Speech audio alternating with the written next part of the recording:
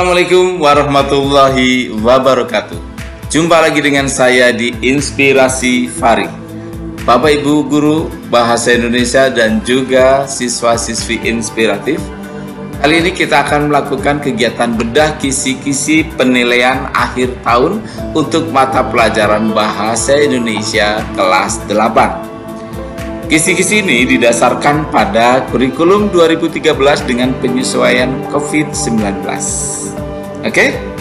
Sebelum kita mulai bedah kisi-kisi ini, mohon bagi kalian yang belum subscribe, bantu kami berkembang untuk subscribe dengan klik subscribe dan like.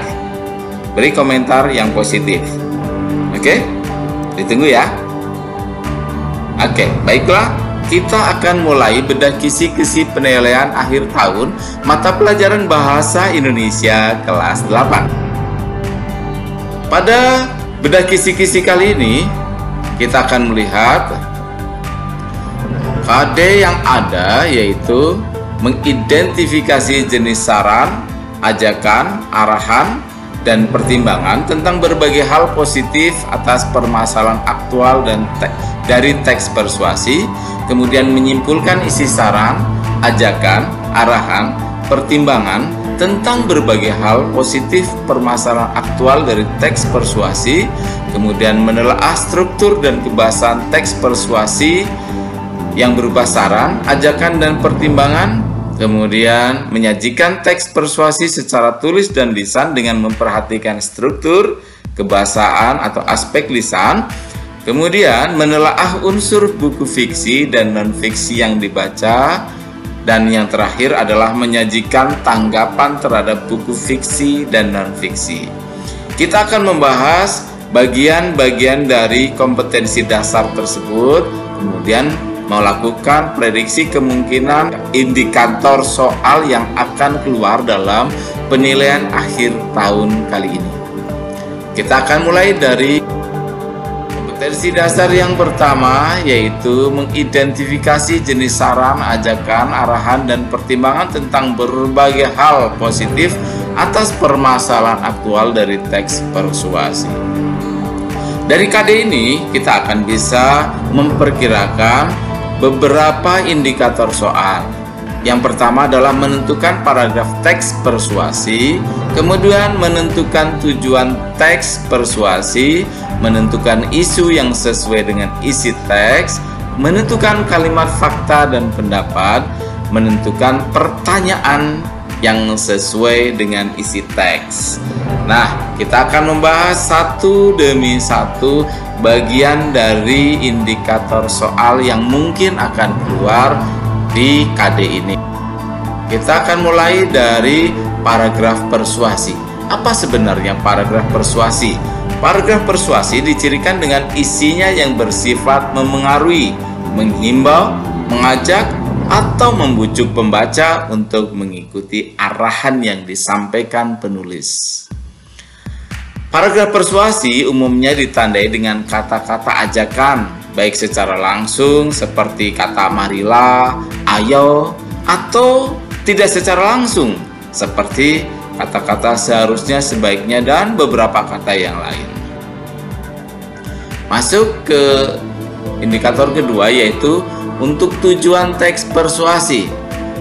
Tujuan teks persuasi dapat dilihat dengan memahami isi teks dan menghubungkannya dengan maksud tersirat.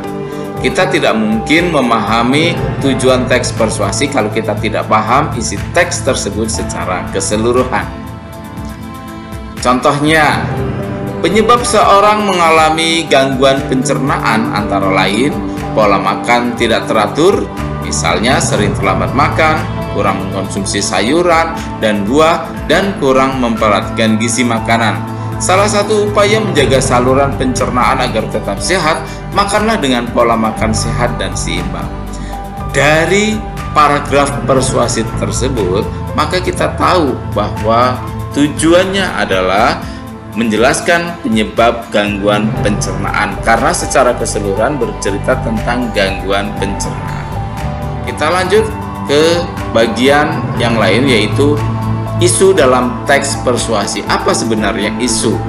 Isu adalah permasalahan yang dibahas dalam sebuah teks persuasi. Isu pada umumnya terdapat pada paragraf awal teks persuasi. Apa yang akan dibahas itulah isu. Contohnya bagaimana? Pergaulan bebas yang terjadi sekarang ini sungguh sangat memprihatinkan. Generasi muda seolah jauh dari agama. Laki-laki dan perempuan tanpa malu-malu berduaan dan bermesraan di depan umum, sementara mereka bukanlah suami istri. Gaya hidup liberal yang sering dicontohkan dalam tayangan televisi rupanya telah merasuk dan mendarah daging dalam kehidupan generasi muda sekarang. Kalau kita melihat satu teks ini, teks pendek ini, maka kita akan tahu bahwa permasalahan yang ingin disampaikan adalah terjadinya pergaulan bebas yang sangat memprihatinkan. Itulah yang disebut dengan isu, ya, yang ada dalam kalimat pertama. Kita masuk ke bagian yang lain, yaitu kalimat fakta dan pendapat. Kalimat fakta adalah kalimat yang mengungkapkan kebenaran. Ciri kalimat fakta pada umumnya disertai dengan adanya data, baik berupa angka maupun non-angka atau bukan angka. Sementara kalau kalimat pendapat atau disebut juga dengan opini adalah kalimat yang bersifat individual sehingga kebenarannya belum pasti. Kalimat pendapat umumnya ditandai dengan kata-kata yang bersifat mental atau perasaan. Bagaimana contohnya? Contohnya, sejak terjadinya bencana gempa bumi dan gelombang tsunami itu, seringkali bencana tersebut dijadikan sarana untuk memungut uang dari masyarakat. Banyak organisasi atau kelompok orang tak bertanggung jawab meminta sumbangan untuk korban bencana tersebut. Mereka beroperasi di atas bus kota, lampu merah, dan pinggir-pinggir jalan lainnya yang mengatasnamakan dinas sosial. Kalau kita menganalisis paragraf ini, maka di kalimat pertama terdapat kalimat yang menunjukkan itu adalah sifat mental atau perasaan yang tidak bisa dibuktikan secara nyata, yaitu seringnya seberapa, tidak ada ukuran pasti. Kemudian pada kalimat kedua juga merupakan kalimat opini atau kalimat pendapat yang tidak bisa dibuktikan, yaitu pada kata orang tak bertanggung jawab. Apakah semua yang melakukan itu orang tak bertanggung jawab? Tanggung jawab yang mana yang bisa kita tuntutkan pada mereka dan seterusnya itu tidak jelas, sehingga masuk pada kalimat opini atau pendapat. Sementara pada kalimat ketiga, mereka beroperasi di atas bus kota, lampu merah, dan pinggir-pinggir jalan lainnya yang mengatasnamakan dinas sosial. Dan ini adalah kalimat fakta. Kenapa? Kalimat ini dapat dibuktikan kenyataannya. Kita bisa atau sering melihat mereka meminta sumbangan di dalam bus kota atau perempatan lampu merah, kemudian pinggir-pinggir jalan lainnya dengan membawa kardus yang bertuliskan sumbangan untuk tsunami atau sumbangan untuk yang lainnya. Sehingga kalimat faktanya itu terdapat pada kalimat ketiga. Indikator atau kompetensi dasar yang lainnya yaitu menyimpulkan isi saran, ajakan, arahan, pertimbangan tentang berbagai hal positif permasalahan aktual dari teks persuasi. Berdasarkan kompetensi dasar ini, maka prediksi indikator soal yang mungkin akan keluar dalam penilaian akhir tahun ini adalah menyimpulkan isi teks, menentukan pernyataan imbauan, menentukan kalimat persuasif, menentukan alasan, dan menentukan kalimat pendapat. Kita masuk pembahasan satu demi satu dari bagian ini. Pertama adalah menyimpulkan isi teks persuasi. Untuk dapat menyimpulkan isi teks persuasi, kita harus memahami keseluruhan hal-hal penting dari teks tersebut. Hal penting dari sebuah teks persuasi bisa terdapat pada isu, argumen, dan juga ajakan. Bagaimana contoh realnya? Contoh realnya di sini ada Jika kita telusuri, hampir sepanjang pantai utara kota Jakarta sudah dikuasai dan dikapling-kapling oleh pihak swasta. Hampir semua kawasan tersebut dikembangkan sebagai kawasan taman rekreasi dan perumahan mewah. Dapat dipastikan tidak semua warga kota dapat masuk ke kawasan mereka. Hanya orang-orang yang mampu membeli karcis masuk atau orang yang membeli rumah dan kapling di sana. Kalau kita lihat paragraf ini, maka bagian-bagian pentingnya yang pertama adalah bahwa di kalimat pertama yaitu sepanjang pantai utara kota Jakarta sudah dikuasai dan dikapling oleh pihak swasta. Kemudian pada kalimat kedua ini juga penting, dikembangkan sebagai taman rekreasi. Kemudian di kalimat ketiga, tidak semua warga dapat masuk ke kawasan mereka kecuali yang memiliki tiket, yang ada pada kalimat keempat. Maka dengan berdasarkan pada hal-hal penting tersebut, simpulannya yang dapat kita ambil adalah karena hampir semua pantai di Jakarta dikuasai swasta, kawasan-kawasan itu tidak dapat dinikmati warga secara gratis. Kita lanjut ke materi imbauan. Apa imbauan? Imbauan disebut juga ajakan atau saran. Tujuannya adalah mengimbau agar pembaca mengikuti apa yang kita imbau atau apa yang kita inginkan. Itulah imbauan. Contoh imbauan, pasien yang akan masuk rumah sakit daya hendaknya berpikir sebelum memutuskan untuk berobat di rumah sakit tersebut. Ini ada kata hendaknya berupa imbauan ataupun saran atau ajakan agar kita berpikir. Ya, kita lanjut ke materi yang lain yaitu kalimat persuasif. Apa itu kalimat persuasif? Kalimat persuasif merupakan kalimat yang berisi ajakan, imbauan ataupun bujukan. Kalimat persuasif ditandai dengan adanya kata-kata yang bersifat ajakan, imbauan atau bujukan baik secara langsung maupun tidak langsung. Alasan dalam teks. Bagaimana alasan? Alasan merupakan suatu hal yang akan memperkuat ajakan, imbauan atau bujukan yang kita berikan pada teks persuasif. Alasan dalam sebuah teks persuasif pada umumnya berisi argumen-argumen yang disertai data berupa fakta. Dengan alasan itu, maka pembaca teks yang kita buat akan yakin bahwa argumen kita benar. Lanjut ke kompetensi dasar yang lain, yaitu menelaah struktur dan kebahasan teks persuasi yang berupa saran, ajakan, dan pertimbangan tentang berbagai permasalahan aktual. Dari dasar ini, maka prediksi indikator soalnya adalah menentukan kata teknis, menemukan konjungsi, menentukan bagian struktur, menentukan paragraf pengenalan isu, dan menentukan paragraf argumen atau paragraf-paragraf yang merupakan bagian dari struktur tersebut. Oke, kita akan bahas satu demi satu. Yang pertama, kata teknis. Tentunya masih ingat kan kata teknis? Ya, kata teknis disebut juga istilah. Kata teknis pada umumnya berupa kata serapan.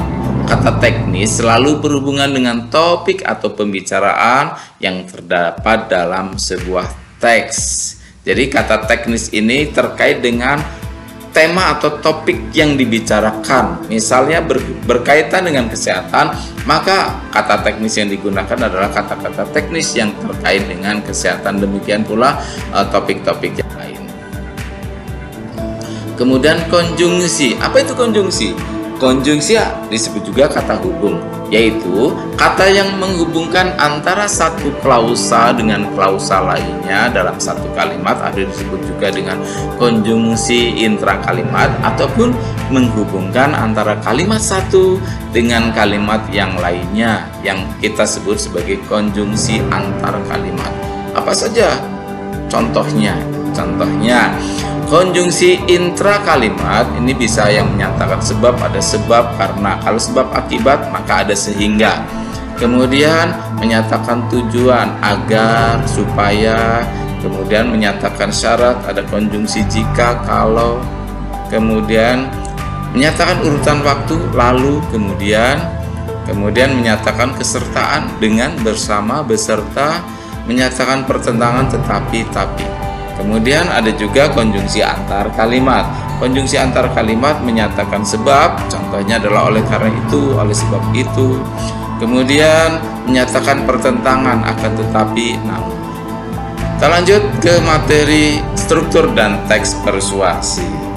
Dari struktur teks persuasi ini terbagi atas pengenalan isu, yaitu mengungkapkan permasalahan yang akan dibahas. Apa masalahnya? Itulah isunya. Kemudian rangkaian argumen. Rangkaian argumen ini akan memaparkan data dan alasan untuk memperkuat gagasan yang disampaikan. Disinilah terdapat banyak fakta-fakta yang dimunculkan untuk memperkuat argumen. Kemudian ada ajakan atau pernyataan ajakan. Ajakan ini mengajak pembaca untuk meyakini dan mengikuti arahan yang disampaikan. Ajakan bisa disampaikan secara langsung maupun secara tidak langsung. Kemudian penegasan kembali, yaitu mengungkapkan kembali inti dari gagasan yang disampaikan. Kita masuk pada kompetensi dasar yang lain, yaitu menyajikan teks persuasi. Menyajikan teks persuasi, prediksi indikator soalnya adalah menyusun menjadi teks persuasi yang padu, kemudian menentukan topik, kemudian disajikan topik persuasi, dapat menyusun teks persuasif, kemudian menentukan ciri bahasanya. Kita bahas satu-satu, yaitu pertama, menyusun teks persuasif yang padu. Menyusun teks persuasif yang padu tentunya harus didasarkan pada beberapa hal. Yang pertama, strukturnya yang sistematis dari isu, rangkaian argumen, pernyataan ajakan sampai pada penegasan kembali atau pernyataan ulang. Kemudian kesesuaian topik pada setiap bagian struktur. Tentunya kalau strukturnya dari awal isu yang disampaikan tentang sampah misalnya, maka di bagian-bagian lainnya adalah yang berhubungan dengan sampah. Tidak boleh kemudian bercerita ke tempat yang lain atau hal yang lain. Kita lanjut ke topik teks persuasif. Apa itu topik teks persuasif? Topik ini menekankan pada kemungkinan seseorang untuk melakukan sesuatu yang diajak atau diimbau oleh penulis. Ingat, ini persuasif. Persuasif berarti mengajak. Maka topik atau tema-tema yang disampaikan adalah sesuatu yang sifatnya ajakan. Mungkin kita harus berhenti merokok, kemudian membuang sampah pada tempatnya, menjaga kesehatan, dan seterusnya. Lanjut, ciri kebahasaan teks persuasif. Beberapa ciri kebahasaan yang terdapat pada teks persuasif pertama adalah kata ganti orang, yaitu kata yang menggantikan orang. Ada kata ganti orang pertama, aku, saya, kami. Kata ganti orang kedua, kamu, Anda. Kata ganti orang ketiga, ia, dia, mereka. Itu adalah kata ganti orang. Yang kedua, kata teknis atau istilah yang sesuai dengan isu teks. Kemudian kata perujukan, yaitu kata yang merujuk kata lain atau kalimat lain yang ditandai dengan kata-kata rujukan seperti tersebut, hal itu, di sana, itu, ini, dan seterusnya. Itu adalah kata perujukan. Kemudian konjungsi argumentatif, yaitu kata hubung yang sifatnya menekankan argumen seperti jika, sebab, dengan demikian. Ini menekankan argumen yang disampaikan. Kemudian kata kerja mental, yaitu kata kerja yang mendeskripsikan respon atau sikap seseorang terhadap suatu tindakan. Contoh, merasakan adalah respon dari tindakan yang ada.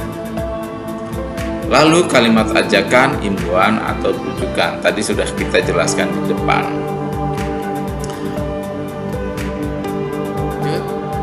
pada kompetensi dasar menelaah unsur buku fiksi dan non-fiksi yang dibaca. Prediksi indikator soalnya adalah menentukan unsur buku fiksi, menentukan topik buku non-fiksi, menemukan informasi dari indeks buku, memahami istilah sastra dan non-sastra, memahami ungkapan.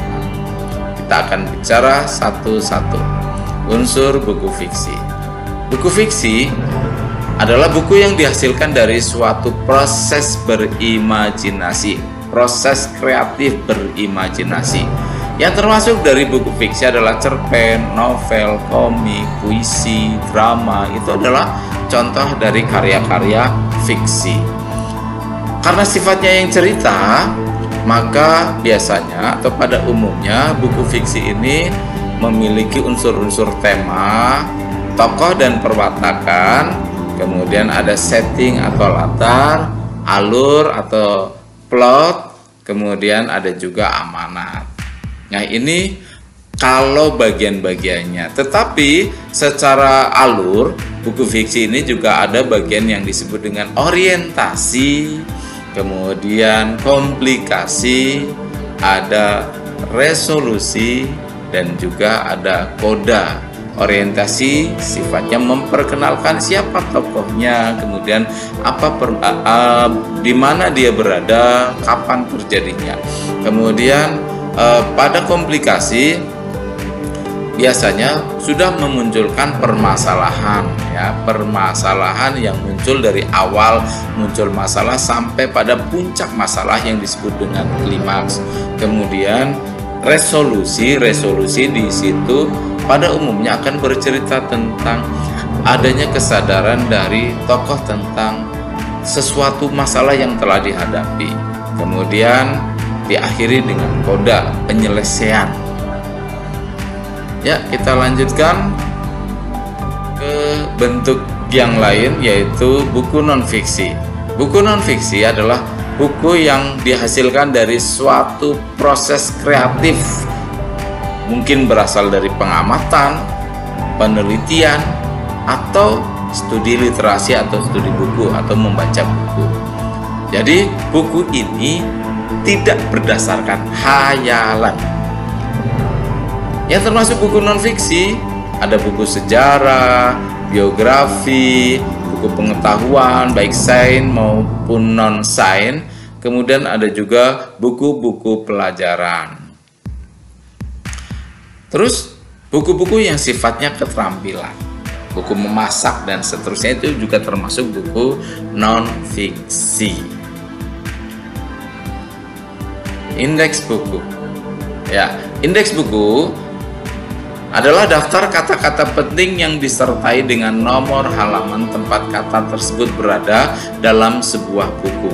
Indeks buku digunakan sebagai cara mudah bagi pembaca mencari informasi penting dari sebuah buku. Indeks buku pada umumnya berada setelah daftar pustaka dalam sebuah buku non-fiksi.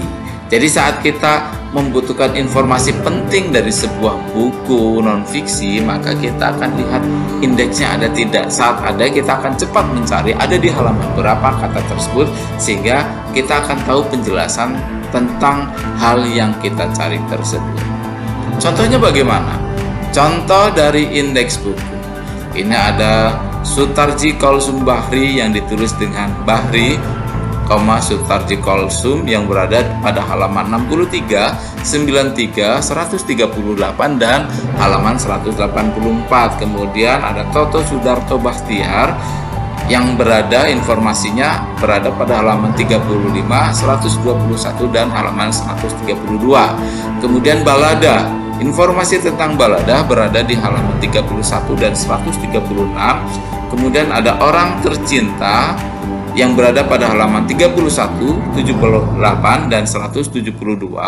Kemudian ada informasi tentang NH Dini yang ada pada halaman 46, 80, 81, 230. Dan ada Terbunuhnya Atmo Karpo yang berada pada halaman 46, 79 dan 91. Umumnya